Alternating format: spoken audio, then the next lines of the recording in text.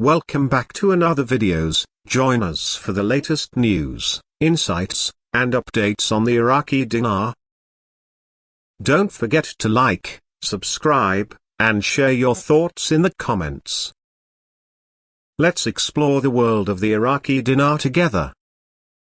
When discussing the currency systems of countries like Kuwait and Iraq, it's essential to understand their monetary policies, particularly during times of crisis such as invasions or wars.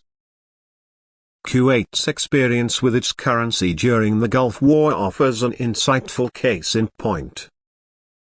Kuwait's monetary system has always been stable, and its currency, the Kuwaiti dinar, KWD, has remained one of the strongest in the world.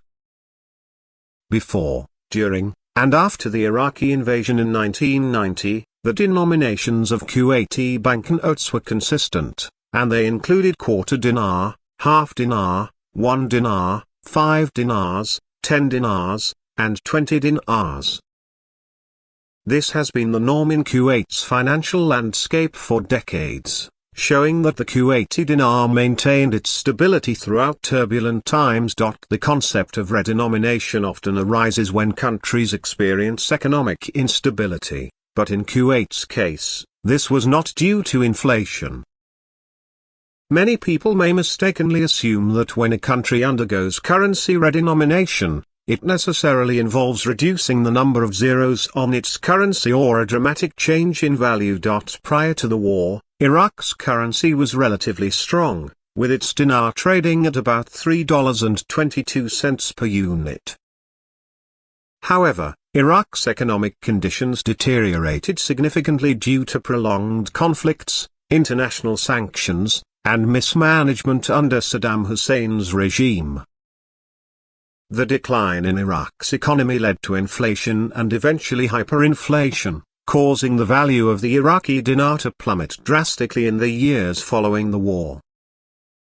Iraq had to issue larger denominations of its currency to keep up with the increasing prices of goods and services within the country, a sign of severe inflationary pressures. In Iraq's case, redenomination or currency reform eventually became necessary because the currency had lost so much of its value that the large denominations were unwieldy for everyday transactions. When a country redenominates its currency under such conditions, it often involves cutting off zeros from the currency to make it more manageable. For example, if a country experiences hyperinflation to the point where prices are in the millions or billions, they might issue a new currency where one new unit equals 1,000, 10,000, or even 1 million old units, depending on the level of inflation. This kind of redenomination can help restore confidence in the currency and facilitate smoother financial transactions, although it does not necessarily solve the underlying economic problems. In summary, the Kuwaiti experience with its currency during and after the Gulf War stands in contrast to that of Iraq.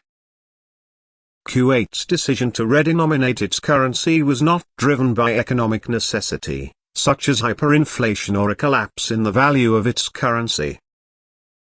Instead, the redenomination was a symbolic act that reflected the country's recovery and return to sovereignty after the Iraqi occupation.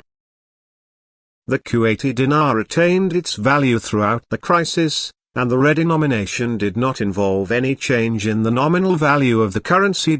Iraq, on the other hand, faced severe inflationary pressures both during and after the Gulf War, leading to a dramatic devaluation of its currency.